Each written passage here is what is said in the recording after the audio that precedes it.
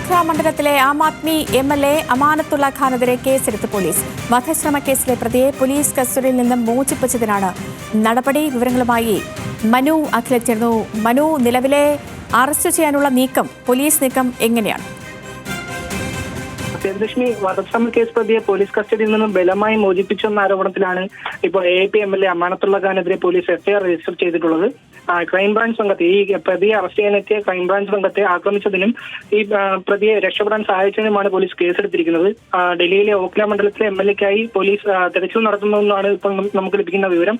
Police നടപടികളെ തടസ്സപ്പെടുത്തി MLAയുടെ അനുയായികൾ ഈ പ്രതിയെ രക്ഷപ്പെടാൻ സഹായിച്ചു എന്നാണ് പുറത്തുവരുന്ന ആരോപണം. സംഭവ സ്ഥലത്ത് അമാനത്തുള്ള കാര്യം ഉണ്ടായിരുന്നുവെന്നും റിപ്പോർട്ടുകളുണ്ട്. പോലീസുമായി MLA പ്രതിക്ക് വേണ്ടി വാക്കേറ്റ് നടത്തുകയും ചെയ്തതായി ക്രൈംബ്രാഞ്ച് സംഘം ആരോപിക്കുന്നുണ്ട്.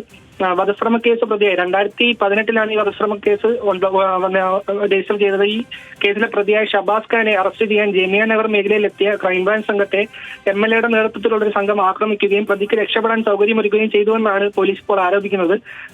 ക്രൈംബ്രാഞ്ച്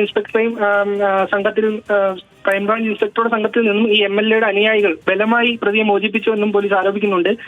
കേസിൽ MLA ചോദ്യം ചെയ്യാനായി ഓഖ്ലയിലെ വസതിയിലെത്തിയെങ്കിലും ഡൽഹി പോലീസ് ഓഖ്ലയിലെ വസതിയിലെത്തിയെങ്കിലും MLA സ്ഥലത്തുണ്ടായിരുന്നില്ല. AAP MLAക്കായി പോലീസ് അന്വേഷണം തുടരുകയാണെന്നാണ് ഇപ്പോൾ പുറത്തുവരുന്ന വിവരം. BJPയുടെ മനീഷ് ചൗധരിയെ 23,000-ലധികം വോട്ടുകൾക്ക് പരാജയപ്പെടുത്തിയാണ് ഇത്തവണ അമാനത്തുള്ള ഖാൻ ഓഖ്ല മണ്ഡലം 3ാം തവണയും നിലനിർത്തിയിരുന്നത്.